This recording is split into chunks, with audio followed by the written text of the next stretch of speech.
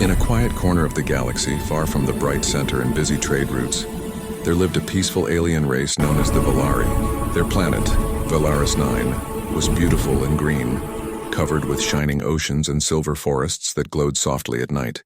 The Valari were kind and intelligent people. They spent their lives creating music, building art, and studying the mysteries of the stars. For hundreds of years, they had lived in peace under the protection of their Great Alliance, a group of advanced alien civilizations who promised to help each other in times of danger.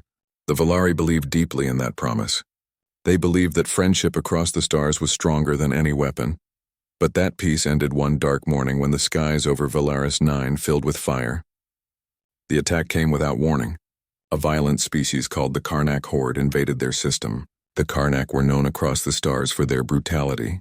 They destroyed everything they couldn't control, enslaved anyone who survived, and left nothing but ashes behind.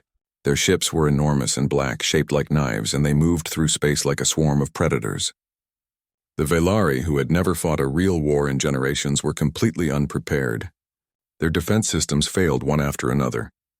Their cities, once glowing with life, were burned to the ground. As the first bombs fell, panic spread across the planet. Families rushed to underground shelters. Leaders tried to contact their allies, and scientists worked desperately to activate old communication beacons. In the capital city, a small group of engineers gathered around a flickering console in the communications tower. Their leader, an elder named Saral Veth, spoke in a trembling voice. "Send the distress call," he said. "Use the old code, the one our ancestors used before the treaties." The team nodded and worked quickly, entering a series of ancient symbols into their machines. The message that left Valaris 9 that day was simple and short, but it carried all the pain and fear of an entire world. It said, "To our allies, we are under attack. We are dying. Please help us."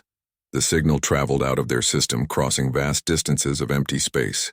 It passed through asteroid fields and around dying stars. It bounced off old satellites left behind by forgotten civilizations. It should have reached the other members of the Alliance quickly. But something went wrong. Many of those allied worlds had grown distant and self-centered over the years. Some had changed their communication systems. Others had fallen into internal wars. And a few simply ignored the call, believing the Valari were too far away to matter. The distress signal continued to travel, carrying on through the cold, endless dark. The Valari watched the skies and waited for help that never came. Days passed, then weeks. The Karnak ships continued their destruction. Entire continents went silent. Saral Veth and his team stayed in the tower until the very end, trying again and again to strengthen the signal. They changed frequencies, increased power, and even used experimental wave bursts that had never been tested. One of those bursts escaped the expected route and slipped into a strange part of the galaxy, far away from the Valari's known space. The signal grew weaker as it traveled, scattering across distant stars, until it reached a small solar system orbiting an ordinary yellow sun. On a tiny blue planet called Earth, late one night, a group of astronomers at an observatory in Chile were scanning the sky for deep space radio waves. Their job was to study pulsars, black holes, and the cosmic background radiation. But that night they noticed something strange. The radio receiver began to pick up a faint repeating signal every 11 seconds. At first they thought it was interference or satellite noise. One of the junior researchers, a young woman named Dr. Aisha Morgan, listened carefully and noticed patterns. "This isn't random," she said. "There's structure here." Her colleagues gathered around as she ran the data through a spectral analyzer. The results made them freeze. The signal had rhythm, pauses, and repeating sequences, like language. Over the next few days, the team recorded the transmission continuously. They realized it was coming from deep space, far beyond any known source. They sent the data to other observatories in different countries, and soon, the same signal was being detected across the globe. Governments were alerted, secret agencies got involved, and every scientific institution wanted to know what it meant. The public had no idea what was happening, but behind closed doors, the world's most powerful people were watching with growing tension. Dr. Aisha and her team worked day and night to decode the message. With the help of advanced linguistic AI programs, they managed to translate parts of it. What they found shocked them. The message contained coordinates and what looked like casualty counts, numbers so large that no one wanted to believe they were real. And then finally they decoded a full sentence. The translation appeared on the computer screen in simple text. To our allies, we are dying. The room went silent. No one spoke for several seconds. Aisha felt chills run through her body. It's a distress call, she whispered. The discovery spread quickly among the scientific community, though it was kept secret from the general public. Some people thought it was a trick, maybe a signal from a lost human satellite. Others believed it could be a trap. Military leaders argued about what to do, but a small group of scientists and engineers felt something deeper. They felt a responsibility. For centuries, humans had wondered if they were alone in the universe. Now, for the first time, someone out there was asking for help. Not to conquer, not to trade, but to survive. The decision tore through world politics like a storm. Some countries wanted to stay away, fearing danger. Others wanted to investigate. But there were also those who couldn't ignore the plea. From this debate, a new organization quietly began to form. It was not controlled by any one nation, but by volunteers, researchers, and visionaries from around the world. They called it Project Resolve. Their mission was simple but powerful: to find the source of the distress call and help whoever sent it. They gathered experts in language, medicine, and space engineering. Private companies donated experimental spacecraft equipped with faster-than-light technology, originally designed for asteroid mining. Engineers modified these ships for long-distance travel, fitting them with medical bays, cargo holds, and humanitarian supplies instead of weapons. While the world watched in silence, the Project Resolve team prepared for the most dangerous journey in human history. Their goal was not glory or conquest, but compassion. Humanity was about to reach for the stars not as conquerors, but as rescuers. And none of them could have known that this single act of empathy would change the course of galactic history forever. Back on Valaris 9, the situation grew worse. The skies were filled with smoke, and the once green oceans turned black from the fires that spread across the continents. The surviving Valari gathered in small shelters, listening to the endless hum of the emergency signal. Children asked their parents if help was coming. The parents smiled weakly and said yes, though they didn't believe it anymore. The communication tower finally fell silent after a massive explosion destroyed the capital. Only the echo of their SOS remained, traveling endlessly through space, like a cry trapped between the stars. On Earth, as the ships of Project Resolve stood ready on their launch platforms, Dr. Aisha looked at the final data. She zoomed in on the faint coordinates that marked the origin of the signal. It was far, far away, beyond any human exploration. But she smiled quietly and whispered to herself, "Whoever you are, we heard you." She didn't know what they would find out there or if the senders were even still alive. But one thing was clear. Someone had asked for help and humanity was going to answer. That was the beginning of a story that would one day be told across the stars. A story not of invasion or fear, but of compassion. A moment when a small blue world heard the pain of strangers light years away, and decided that no distance was too far to care. The Valari had sent their SOS to their allies, but destiny had chosen a different answer. One born from a world of fragile humans, strong hearts, and endless hope. After the strange signal was discovered, the world was thrown into confusion. Scientists, governments, and even the media tried to make sense of what was happening, but no one had clear answers. At first, most people didn't even believe it was real. They thought it was a mistake, maybe just some kind of space noise or a forgotten satellite signal bouncing back. But the small group of researchers who first found it knew something was different. The message was not random. It had order, rhythm, and intention. It was clearly sent by someone intelligent. Dr. Aisha Morgan and her team worked day and night inside the observatory in Chile. They used every computer and AI system they could access to decode the signal. Slowly, patterns started to appear. They saw that the message wasn't just one language, but a mix of mathematical structures and sound frequencies designed to be universal, something any intelligent species could understand. After weeks of work, one phrase finally appeared on the screen. "To our allies, we are dying." Those words changed everything. They proved that the message wasn't just noise, it was a cry for help. When this information reached the world's major governments, it was immediately classified as top secret. Meetings were held in dark rooms. Scientists were told to stay quiet. The people in power feared panic. They also feared that the message could be a trap. Some military leaders thought maybe another species was trying to lure humanity out into space. Others believed it might be an old signal from a dead civilization. But deep down, many of them were scared because this was proof that humans were not alone. While politicians argued, scientists kept working. A global network of observatories began scanning the sky in the direction of the signal's coordinates. The data confirmed it was coming from far beyond the edge of known space, hundreds of light years away, in a region no human probe had ever reached. That meant whoever sent the signal was far more advanced than humanity in terms of communication. Yet their message didn't sound powerful or threatening. It sounded desperate. That contradiction made people curious and uneasy at the same time. Among the scientific community, there was one group that refused to let fear take over. They believed that even if this message came from a dying world, it was an opportunity to show the best side of humanity. They called themselves Project Resolve. It started with a handful of astrophysicists, engineers, and linguists from different countries who connected secretly through encrypted networks. They shared one goal: if someone out there was asking for help, humanity had a moral duty to answer. Project Resolve began quietly. They didn't have government approval at first. Most nations were hesitant to fund anything related to the signal. They didn't want to take risks on something so uncertain. But private space companies inspired by curiosity and hope stepped forward. These were the same companies that had built experimental ships for deep space mining and long-distance travel. Some had even developed early versions of faster-than-light drive technology, machines that could theoretically bend space and shorten travel across vast distances. No one had tested them beyond the solar system, but now they had a reason to try. At the same time, humanitarian organizations joined the effort. They provided medical technology, emergency food synthesizers, and automated repair drones. Project Resolve wasn't preparing for war, they were preparing for rescue.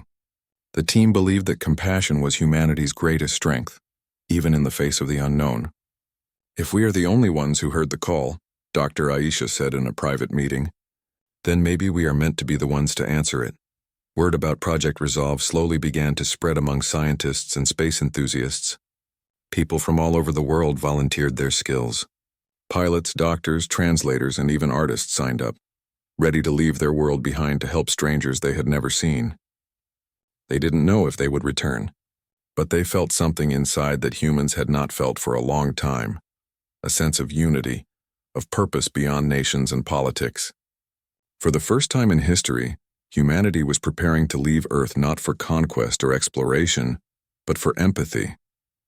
Back in the official circles, world leaders were divided. Some wanted to shut the project down, others quietly supported it.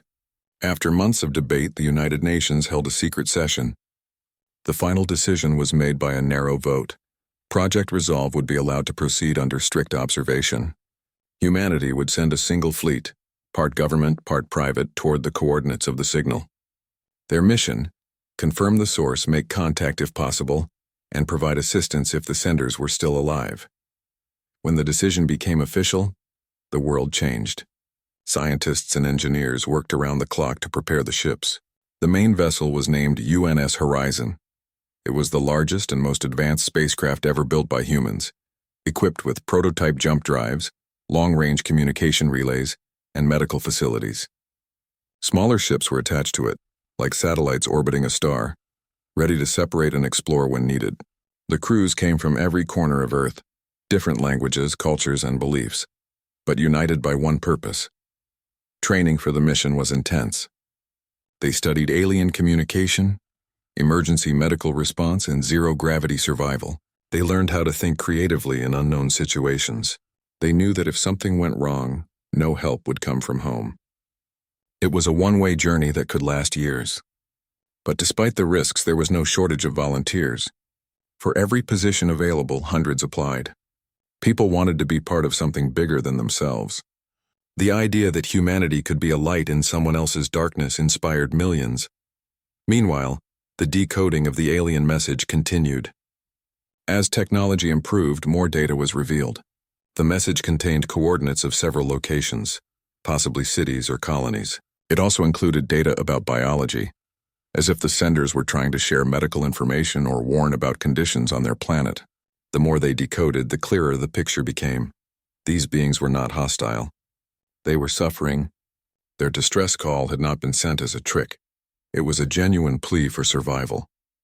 Dr. Aisha and her team realized the full meaning of this discovery one late evening. The computer finally reconstructed an image embedded within the signal, a visual pattern showing a bright blue-green planet surrounded by fire. It wasn't a threat. It was a cry for help from a world being destroyed. When the image was shown to the mission crew, silence filled the room.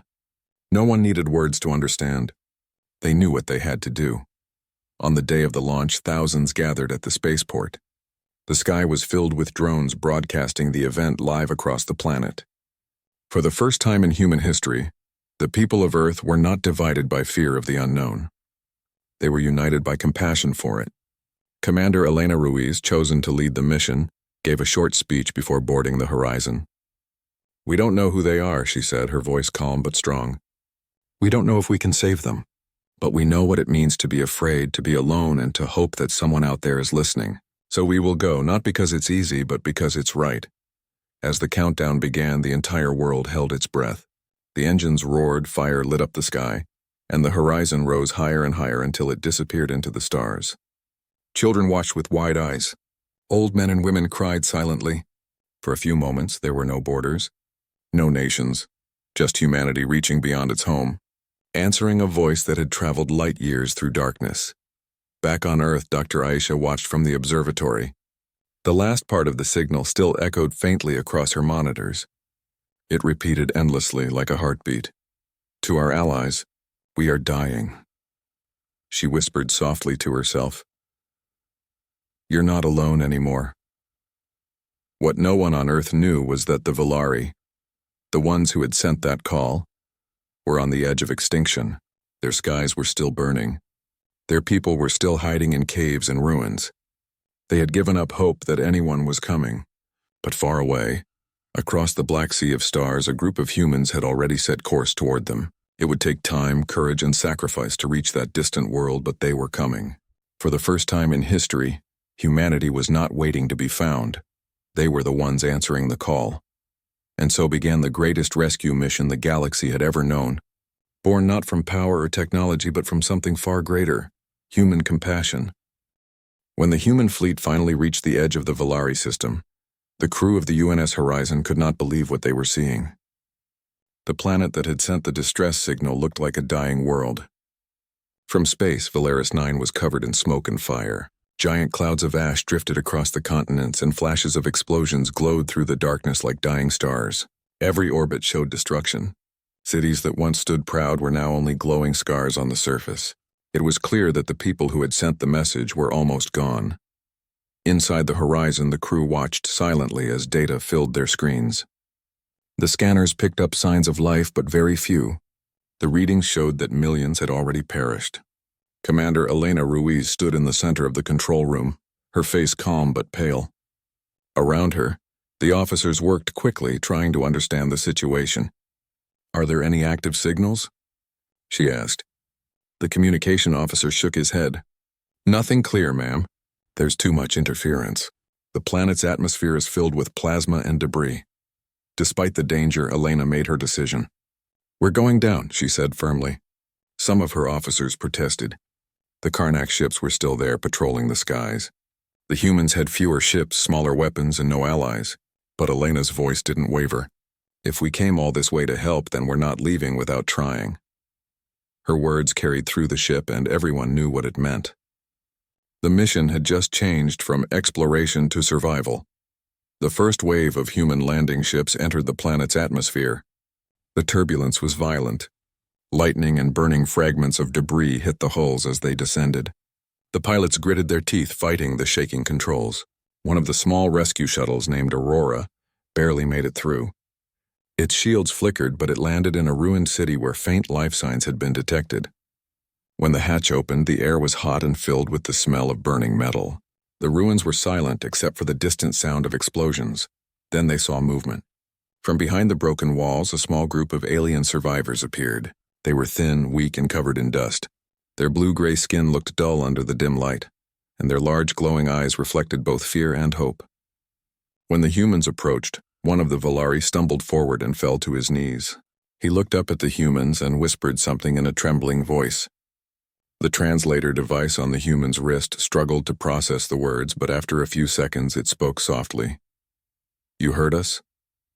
The human medic, Dr. Sarah Lynn, knelt beside the alien and nodded gently. "Yes," she said. "We heard you." That was the moment when two species from different worlds looked at each other not as strangers, but as beings connected by the same pain, the fear of being alone. Back on the horizon, Commander Elena organized the rescue operation. They didn't have enough ships to fight a full war, but they could save lives. The humans split their efforts. Half the fleet focused on rescue and medical aid, while the rest formed a defensive perimeter around the planet to hold off any Karnak ships. The Karnak, noticing the new arrivals, quickly moved in to attack. Their ships were dark and sharp, built for destruction. They fired plasma beams that tore through the upper atmosphere. The human fleet returned fire with everything they had, even though their weapons were weaker. The first battle was brutal. Human ships were hit one after another, but they refused to retreat. Using clever tactics and unpredictable maneuvers, they managed to confuse the Karnak commanders. Human pilots didn't fight like machines. They fought with creativity, adapting every second. Commander Elena ordered one of the smaller ships to dive through the enemy formation, forcing the Karnak to scatter. That gave the rescue teams more time to evacuate survivors from the ground. On the surface, chaos turned into something close to hope. Human engineers worked alongside the Volari to rebuild damaged energy shields. They used whatever materials they could find: metal scraps, broken parts, and portable reactors from their ships. Volari scientists, though weak and traumatized, were amazed by human resourcefulness. One of them, a young Volari named Ariel, watched as human soldiers turned old transport drones into makeshift ambulances. "You make tools out of nothing," he said in disbelief. The human beside him smiled. "On Earth, we had to learn that a long time ago. Every hour, more survivors were found. Children, elders, and injured fighters were carried to safety. Human medics worked tirelessly, using nanotech kits meant for disaster relief. Some Volari who had given up hope now began to believe they might live another day. For them, the humans seemed both terrifying and miraculous, creatures from a dangerous world yet gentle in their actions. They whispered a name for them in their language: Deathworlders. It meant those who come from a world of danger. But the danger wasn't over. The Karnak fleet regrouped and launched a massive counterattack. Explosions lit up the night sky as human and Karnak ships clashed above the planet. The horizon shook violently as it took several direct hits. Commander Elena stood her ground, issuing orders with calm precision. "Divert all power to the shields," she commanded. "We hold the line until the last shuttle is back." On the ground, the Aurora team was still evacuating survivors from an underground shelter when they received the call to retreat. The pilot, Lieutenant Hayes, looked at the hundreds of Volari waiting in line, terrified and weak. "We can't leave them," he said. His co-pilot hesitated. "If we stay, we'll be trapped." Hayes looked back at the children clutching their mothers and shook his head. "Then we'll be trapped together." They stayed, loading as many as they could into the ship, even as the Karnak bombs fell closer and closer. In orbit, the battle reached its peak. The humans used every trick they had. They sent drones filled with decoys to confuse enemy sensors. They detonated their own damaged ships near the Karnak to create massive EMP waves. Slowly, against all odds, they began to push the enemy back. The Karnak were fierce, but they were not used to opponents who fought with such emotion and unpredictability. Humans weren't following standard battle logic. They fought like people defending their own homes.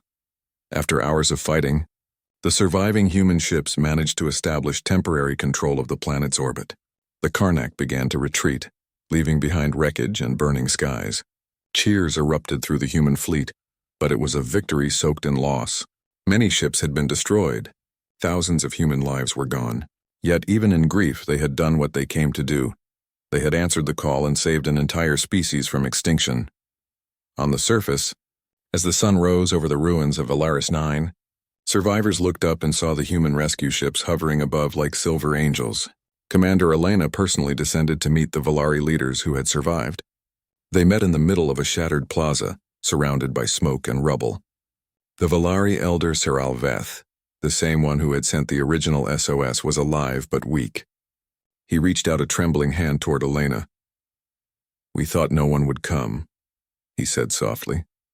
"Our allies abandoned us." Elena took his hand and shook it firmly. "Maybe your allies didn't hear you," she said. "But we did." Those simple words marked the beginning of a new bond between two species. In that moment, neither human nor Valari thought about technology, power, or politics. They thought about survival, and about how far compassion could travel across the stars. That day, the name Deathworlders took on a new meaning. To the Valari, it no longer meant danger. It meant protectors. They had seen with their own eyes that the people from the harsh blue world were not monsters, but beings who could walk through fire to help others. As the surviving ships regrouped and began tending to the wounded, Commander Elena looked out at the planet below. It was broken but alive. Humanity had done something no one had expected. They had crossed light years to save strangers. The universe was a vast, cold place, but now there was a spark of warmth in it. The humans didn't come for glory or for conquest. They came because someone cried out for help and they answered. And in that act of courage and compassion, humanity earned its first true place among the stars. Weeks passed since humanity had arrived on Valaris 9, and the planet still looked wounded. Smoke continued to rise from the cities, and many areas were still too dangerous to enter because of radiation and broken energy cores. The human fleet had won the first battle, but it was not the end. The Karnak horde had only retreated to regroup. Everyone knew they would return, stronger and angrier than before. Still, in the ruins of the Valari cities, something new was beginning to grow. Hope. For the first time in months, the Valari were not alone. Human engineers, scientists, and soldiers worked side by side with the Valari every day. They built camps, repaired water systems, and created shelters for survivors. The Valari were amazed by how humans worked. They were used to complex technology and order, but the humans worked with chaos and creativity. They didn't wait for perfect conditions. If they didn't have the right tools, they built new ones. If a machine didn't work, they found a way to fix it using scrap metal, old parts, or even pieces of their destroyed ships. The Valari saw humans take ruins and turn them into something useful. Commander Elena Ruiz oversaw everything from the control center in the horizon. She had barely slept in days. Her uniform was always dusty and her voice was tired, but her determination never faded. Every morning she gathered her officers and the Valari leaders for a short meeting. Maps of the planet and holograms of the orbit filled the room. The humans planned repairs, rescue missions, and defense strategies together with the aliens. It wasn't just a rescue operation anymore. It was a partnership. One day, a young Valari engineer named Ariel came to Elena with an idea. He had studied the energy systems of both races and realized something. "Our technology uses plasma cores," he explained. "But your ships use fission-based reactors. If we merge both systems, we could create a new kind of power, strong enough to build shields again." Elena listened carefully, then called for her best engineers. Within hours, a mixed human-Valari team began testing the idea. They worked non-stop for 2 days, eating and sleeping beside their machines. Finally, the prototype worked. A shield generator powered by both human and Valari science came to life, protecting one of the largest refugee camps from deadly radiation storms. When the shield activated, the Valari cheered. They realized that the humans had not come to take over.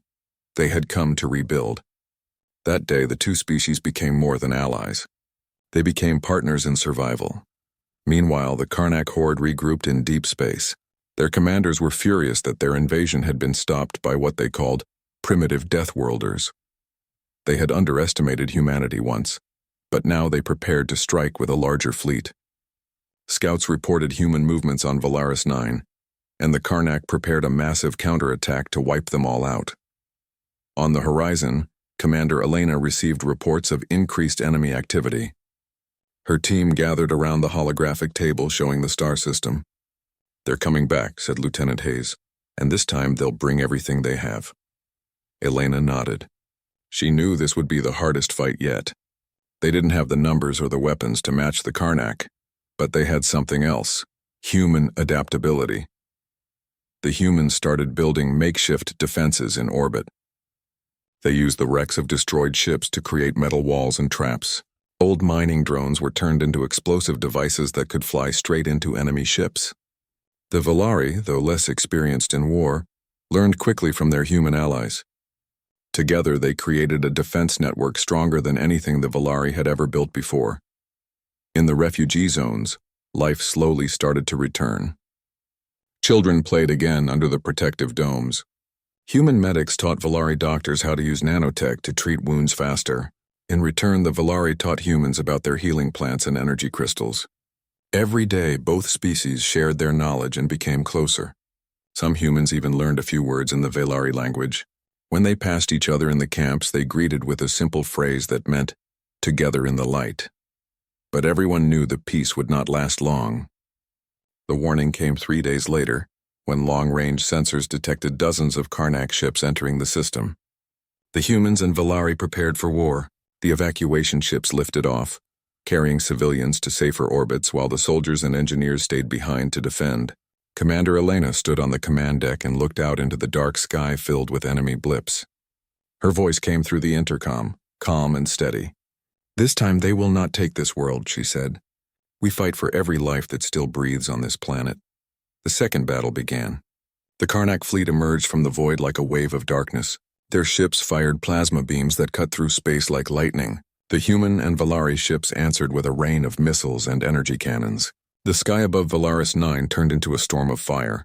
The humans used new tactics, fake distress signals, decoy ships, and sudden jumps to confuse the enemy.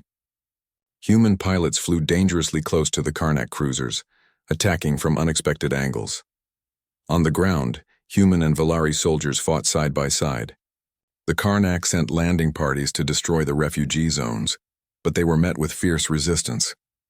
Human Marines wearing heavy armor defended the narrow streets of the ruined city. Volari fighters used their telepathic coordination to strike with perfect timing. Together, they formed a defense that the Karnak couldn't easily break. One of the most intense fights took place near the main power core that supplied energy to the new shields. If it fell, thousands would die. Lieutenant Hayes led a small team to hold the position. Explosions shook the ground as Karnak troops advanced. Hayes shouted orders through the smoke, helping a wounded Volari soldier to cover. "Stay with me," he yelled. The Volari nodded weakly, clutching a plasma rifle. For hours, they fought side by side, refusing to give up even when outnumbered.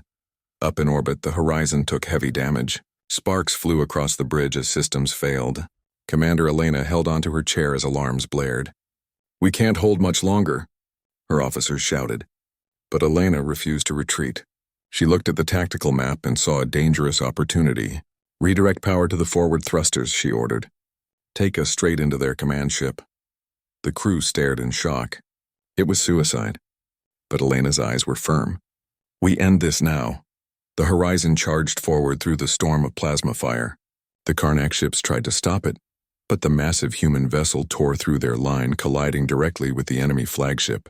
The explosion was blinding, lighting up the sky like a new sun. The shockwave spread across space, disabling many of the smaller Karnak ships. The humans had sacrificed their greatest ship, but the risk had paid off. The Karnak fleet began to break apart and retreat. When the last enemy ship vanished into the darkness, silence fell across the comm channels. No one spoke for a long time. The surviving human ships floated quietly, damaged and scorched. The Volari fleet, though small, began transmitting messages of thanks and sorrow. They had won, but at a heavy cost. Many brave men and women had given their lives to protect a world that wasn't even their own. Down on Volaris 9, the survivors watched the burning trails in the sky and wept.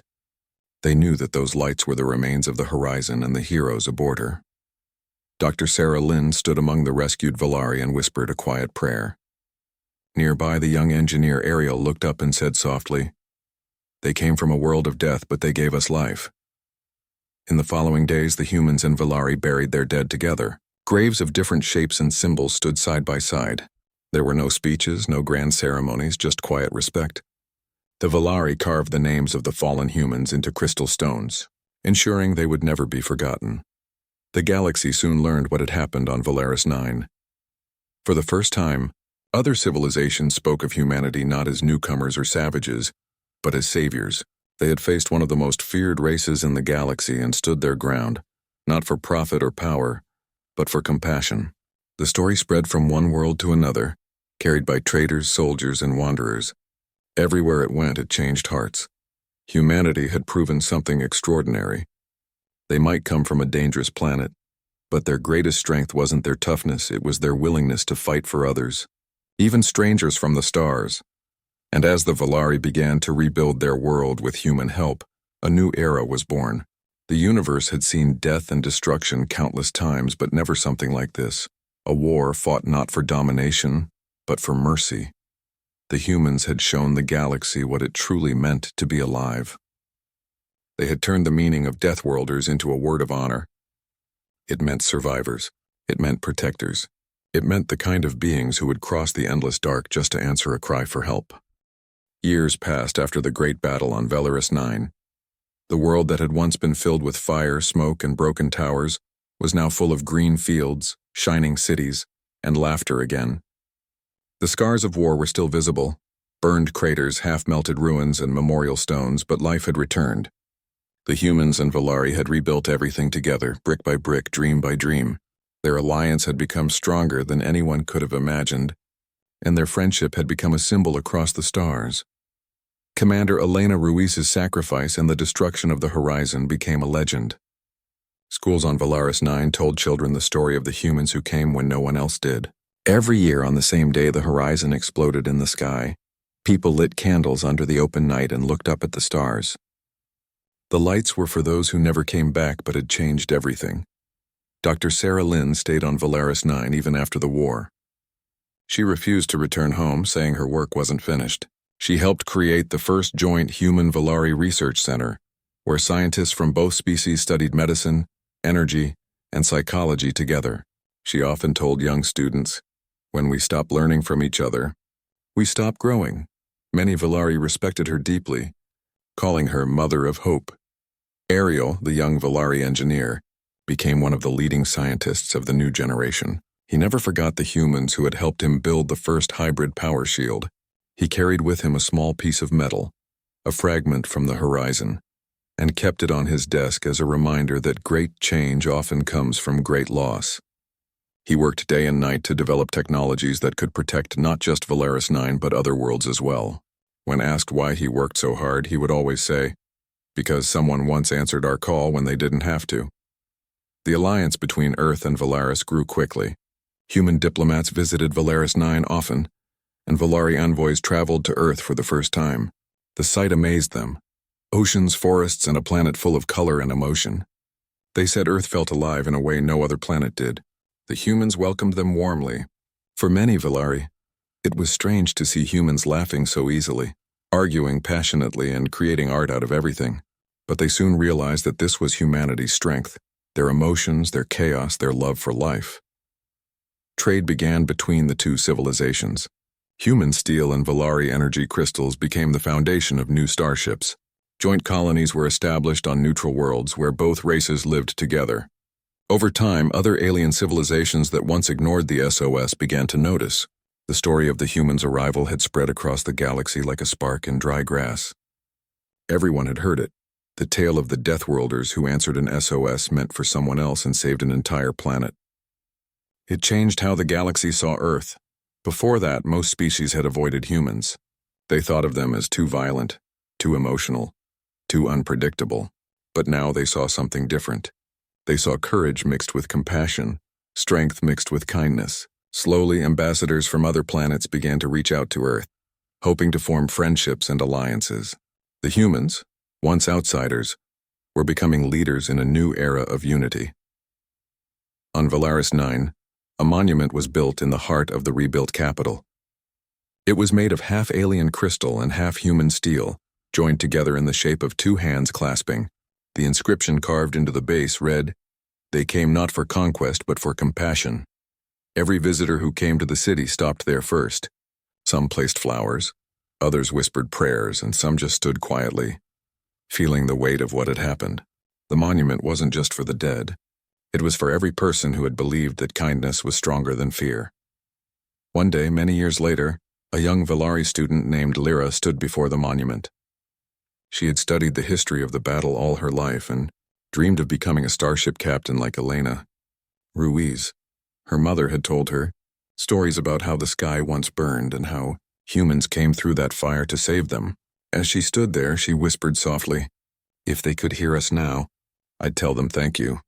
Above her, the stars shone bright, and among them was a new fleet, the Horizon 2, a joint human-Volari ship built to explore the unknown regions of space. Its mission wasn't to fight but to help. Wherever there was distress or danger, the Horizon 2 would go. On its hull near the bridge were painted the words that had become a promise: "We answer the call." When the Horizon 2 launched, both worlds watched together. Humans and Volari stood side by side, gazing up as the great ship rose into the dark sky, its engines glowing like a rising sun. The crowd was silent for a moment, then erupted into cheers. It wasn't just a new beginning. It was proof that the bond forged in war could bring peace. As the ship disappeared into the stars, Ariel stood beside Sarah Lynn, now old and frail but still sharp-eyed. "Do you think they'll remember us?" he asked quietly. She smiled. "They won't need to," she said. "They'll remember what we stood for." Far away in the deep of space, remnants of the Karnak horde still existed. Their empire had broken apart after their defeat, but small groups still roamed, searching for power. When they heard about the new human-Volari alliance, they saw it as a threat. Some planned revenge, but even among the Karnak there were whispers, rumors that humans were not like others. Some said that fighting them was like fighting the storm itself. They were no longer just enemies. They were legends. Back on Earth, in a museum in New York, there was a new exhibit called The Call Across the Stars. It displayed artifacts from Volaris 9, broken weapons, crystal fragments, and the last recovered recording from the Horizon. In that recording, Commander Elena's voice could still be heard through static. Her final words were simple but powerful. "If anyone hears this, tell them we came because someone needed us. That's what makes us human." People from all over the world visited that exhibit. Some cried, some stood in silence, and others smiled with pride. Children asked their parents about the humans who had gone so far to save strangers. Parents would say, "They were us, what we can be when we choose to care." On Volaris 9, the seasons passed. The sky healed, the waters cleared, and the people thrived. Humans continued to live among them, no longer as visitors but as family. Joint festivals were held, celebrating unity and life. The favorite song of both races was called "The Answer," inspired by the story of that SOS. The lyrics told of a cry for help that echoed across the stars and how it was answered not by those expected, but by those willing. And so the story became legend.